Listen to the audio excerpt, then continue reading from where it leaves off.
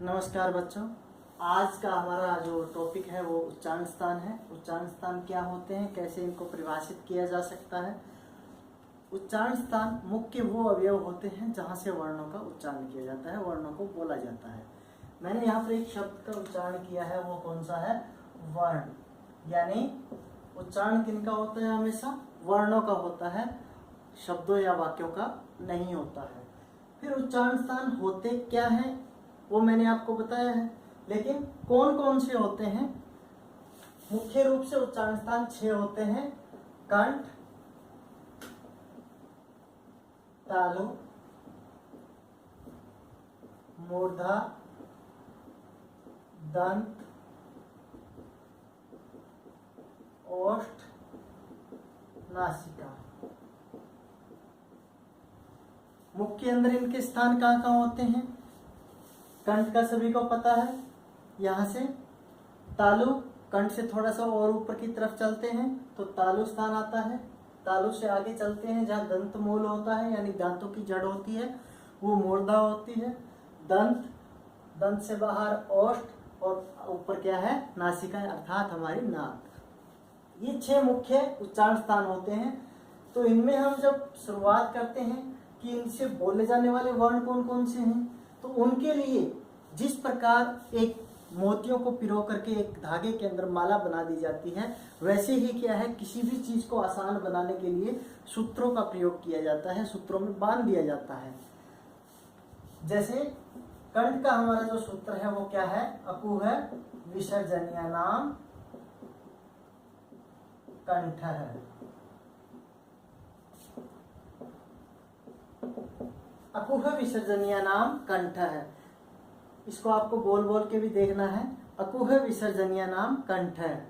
अब हमारे पास ये सूत्र आ गया, लेकिन इसको कैसे तोड़ना है, अर्थात इनमें से वर्ण कैसे निकालने हैं, वो देखने वाली बात है। जैसे ए, क, है और विसर्ग, इनमें हमें क्या है? 4 वर्ण हमने लिए हैं।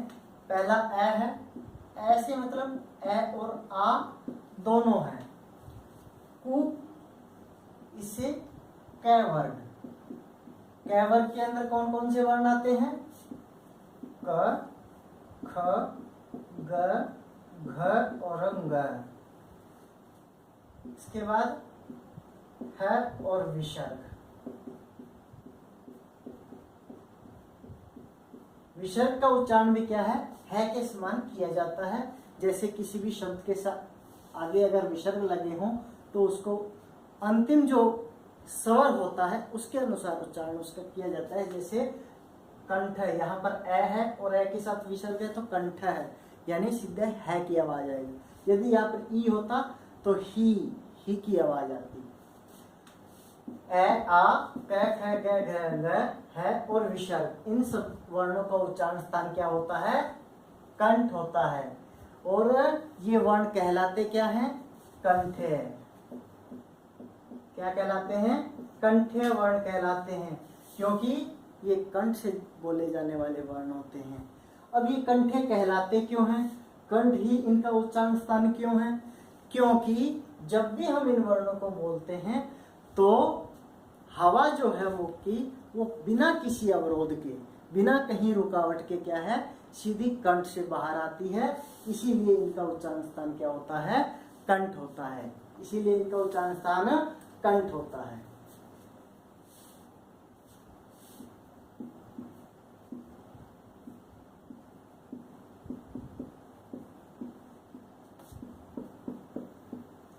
अगला सूत्र हमारा है ईचु ऐसा नाम तालु। क्या है? ईचु ऐसा नाम तालु। वही इसमें प्रोसेस हमें अपनानी है। वही 4 वर्ण इसमें हमें लेने हैं। ई से ई और ई, च वर्ग, च, छ, ज, झ और ये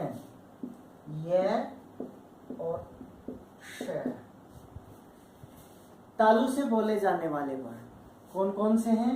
ई, च, छ, ज, झ, ये और श। अर्थात इन सभी वर्णों का उच्चारण स्थान क्या होता है? तालु होता है और ये वर्ण क्या कहलाते हैं?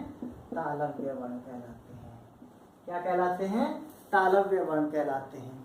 तो तालव्य वर्ण होते क्यों हैं? जैसा हमने ऊपर पढ़ा था कि कंठ से बोले जाने वाले वर्ण जो है हवा सीधी कंठ से बाहर आती है, लेकिन तालु क्यों होता है? जैसे हम ई बोल के देखते हैं, च बोल के देखते हैं, ये बोल के देखते हैं, तो हमारी जो जिह्वा है वो बीच के भाग से उठ करके तालु को स्पर्श करती है, अर्थात अवरोध उत्पन्न हो रहा है हवा बाहर आने में। और कौन उत्पन्न कर रहा है? जिह्वा उत्पन्न कर रही है। किसके साथ मिलकर के? तालु के साथ मिलकर के। इसीलिए क्या है, जिह्वा कोई उच्चारण स्थान नहीं होता है, तो इसका उच्चारण स्थान क्या होगा? तालु होता है। और ये वर्ण क्या कहलाते हैं? तालव्य वर्ण कहलाते हैं। एक बार फिर से इसको बोल के देखेंगे, ईचु ऐसा नाम तालु। आगे चलें। मूर्धा, रेटु रसाणाम मूर्धा, रेटु रसाणाम मूर्धा। रे से मतलब हमारा छोटे री और बड़े री दोनों।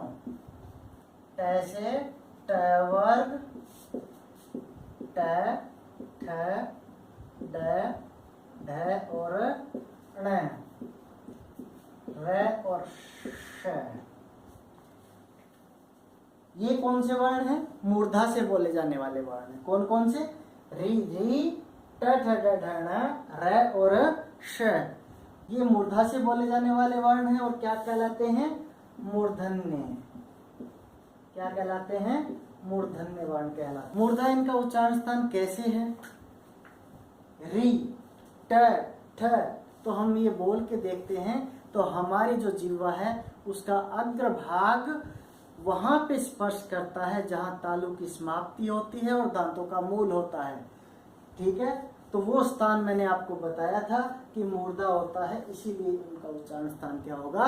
मूर्धा होगा, क्योंकि हवा का जो अवरोध है वो जिह्वा मूर्धा के साथ मिल करके उसको पैदा कर रही है। अगला जो उच्चारण स्थान है वो है दंत, और उसके लिए सूत्र क्या निर्धारित किया गया है? ऋतु लसानाम दंता। ऋतु लसानाम दंता, वही चीज हमें इसमें लेके आनी है। लरी, क्योंकि लरी एक ही होता है, छोटा या बड़ा नहीं होता है। फिर तय वर्ग, तय वर्ग में वर्ण आते हैं त, थ, द, ध और न, ल और स, ल और स। यानी लरी, त, थ, द, ध, न, ल और स, इन वर्णों का उच्चारण स्थान क्या होगा? दंत होते हैं। क्या होता है? दंत। और ये वर्ण कहलाते क्या हैं? दंत्य। क्या कहलाते हैं? दंत्य वर्ण कहलाते हैं, क्योंकि दांतों से बोले जाते हैं। दांतों से कैसे बोले जाते हैं? जब भी हम इनको बोल के देखेंगे लरी, त, थ, द, ध, न, तो हमारी जो जीवा का अग्रभाग है वो कहाँ स्पर्श करता है? हमारे दांतों को स्पर्श करता है।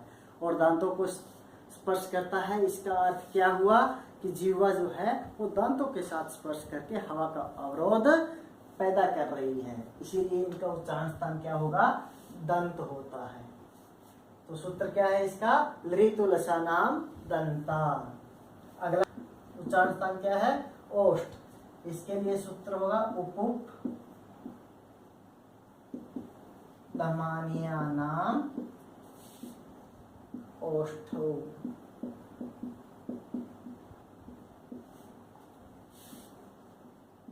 ऊ से मतलब ऊ और ऊ दोनों।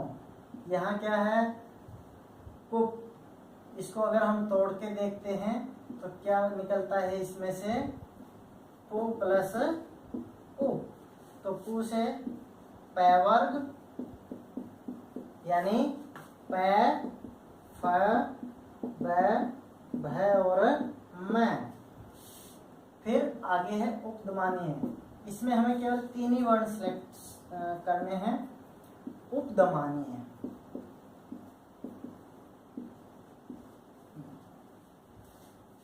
ऊ से ऊ, ऊ, पै फै भै भै मैं और उपधमानीय जो वर्ण होते हैं उनका उच्चारण स्थान क्या होता है? ओष्ठ। क्या होता है? ओष्ठ होता है। और ये वर्ण कहलाते क्या हैं? ओष्ठ्य। क्या कहलाते हैं? ओष्ठ्य। क्यों कहलाते हैं? क्योंकि जब भी हम इन वर्णों को बोलते हैं, जैसे ऊ बोलते हैं, पै बोलते हैं, तो या तो हमारे होठ इसमें गोल हो जाते हैं या फिर आपस में एक दूसरे से मिल जाते हैं, इसीलिए इनका उच्चारण स्थान क्या होता है? ओष्ठ होता है। क्या होता है? ओष्ठ। उपुप धमानिया नाम ओष्ठौ। उपुप धमानिया नाम ओष्ठौ। अब उपधमानीय वर्ण में आपको पता नहीं, मैंने सीधा बोल दिया कि उपधमानीय वर्णों का उच्चारण स्थान है ओष्ठ होता है, लेकिन उपधमानीय वर्ण होते कौन से हैं? इन उपधमानीय वर्ण होते हैं पै और फै। क्या होते हैं? पै और फै होते हैं, लेकिन लिखने में इनको इस तरह से लिखा जाता है। यदि ये इस प्रकार का निशान जो है, ये जो निशान है वो पै और फै से पहले आ जाता है, तो पै और फै क्या बन जाते हैं? उपधमानीय वर्ण बन जाते हैं। और कैसे बोला जाता है? प, फ, इस तरह से इसका उच्चारण हमें करते हैं। अगला सूत्र है नासिका।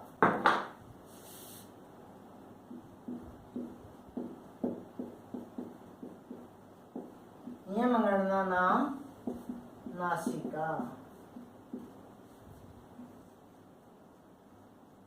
ये मैं न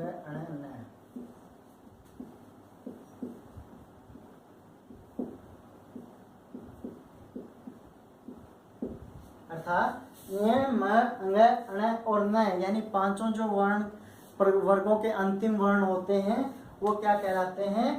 नासिक्य वर्ण कहलाते हैं। नासिका से बोले जाते हैं। क्या है? नासिक्य वर्ण कहलाते हैं। और क्यों कहलाते हैं? क्योंकि जैसे हम इनको बोलते हैं म, अंग, इ, अण, न, तो हवा जो है वो नासिका से बाहर आती है, इसीलिए ये नासिक्य वर्ण कहलाते हैं। हमने 6 सूत्र पढ़ लिए, लेकिन इसके बाद भी क्या है, कुछ एक वर्ण बच जाते हैं, जैसे ए, आई, ओ, औ, व इत्यादि ये वर्ण क्या है, अब भी हमारे बचे हुए हैं। तो इनका उच्चारण स्थान क्या होगा? जबकि हमने उच्चारण स्थान तो सारे बता दिए और लिख भी दिए, लेकिन नहीं, क्योंकि इनका जो उच्चारण स्थान होता है वो कोई एक स्थान नहीं होता है, बल्कि ये जो वर्ण है वो 2 स्थानों से मिलकर बनते हैं। जैसे ए दैतौ,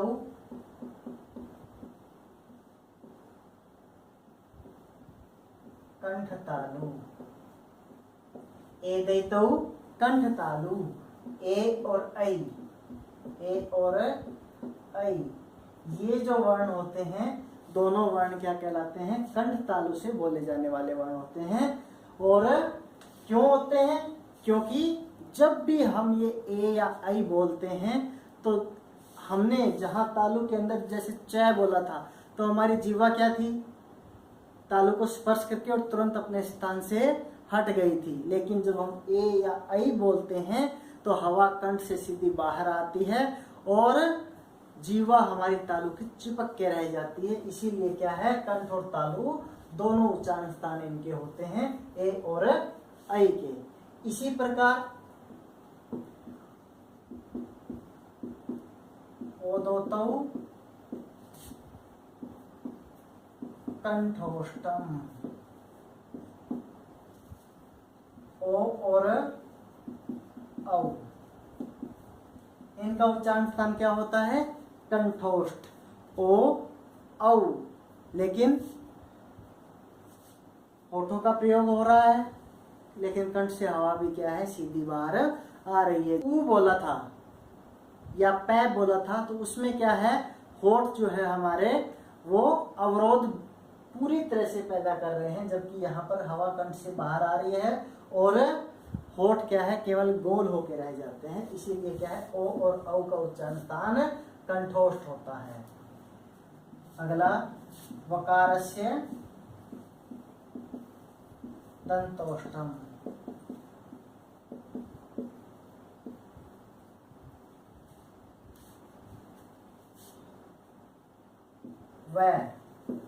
वह का उच्चारण स्थान क्या होता है? दंतोष्ठ होता है, क्योंकि जब भी हम वह को बोलते हैं तो होठ और दांत अपने आप आपस में मिल जाते हैं। वह बोल के देखेंगे तो इसमें हमें पता चल जाएगा। इसके अलावा कुछ एक वर्ण और होते हैं, जैसे अनुनासिक होता है, अनुस्वार होता है। और अनुस्वार और अनुनासिक दोनों जो वर्ण होते हैं, जो 5 वर्ण हमने यमगणनासिका में पढ़े थे, वो पांचों वर्ण क्या है? उन्हीं से अनुस्वार और अनुनासिक बनते हैं। इसीलिए उनका उच्चारण स्थान भी, अनुस्वार और अनुनासिक का उच्चारण स्थान भी क्या होता है? नासिका ही होता है।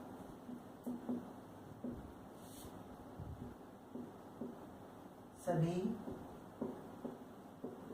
उच्चारण स्थानों के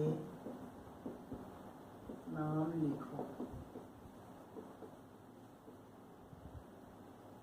पहला प्रश्न, सभी उच्चारण स्थानों के नाम लिखो, यानी उच्चारण स्थान कौन कौन से होते हैं मैंने आपको बताया था, उनके आपको नाम लिखने हैं। दूसरा प्रश्न,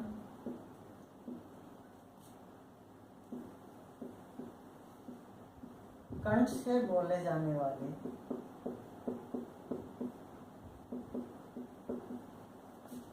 वर्ण क्या कहलाते हैं?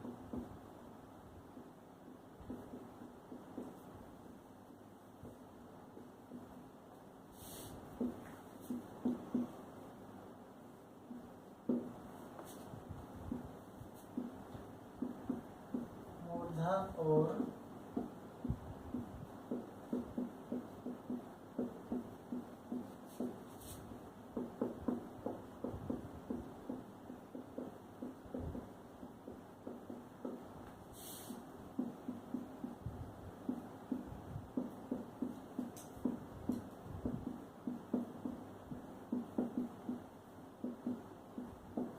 मूर्धा और ओष्ठ से बोले जाने वाले वर्ण आपको सूत्र सहित लिखने हैं। प्रश्न नंबर 4 में कौन कौन से वर्ण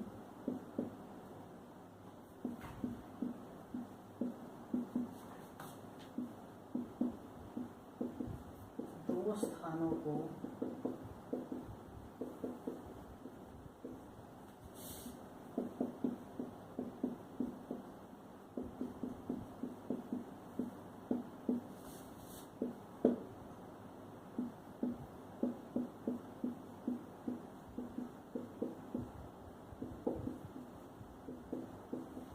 कौन कौन से वर्ण दो स्थानों को मिलाकर बोले जाते हैं, सूत्र सहित लिखो। उम्मीद करता हूँ बच्चों आपको ये टॉपिक समझ में आ गया होगा और अभ्यास भी आप अच्छी तरह से कर लेंगे। तो मिलते हैं अगले क्लास में, अगले एक नए विषय के साथ में, नए टॉपिक के साथ में। धन्यवाद।